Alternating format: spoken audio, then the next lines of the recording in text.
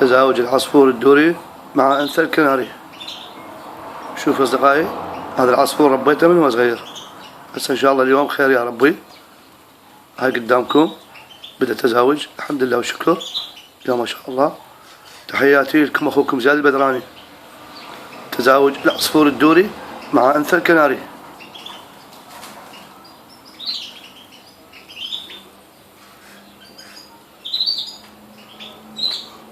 هذا ربيته من وهو صغير، وإن شاء الله هسه بدأ لما نعيش إن شاء الله عن قريب راح أشوفكم هجين بالعصفور الدوري مع أنثى الكناري.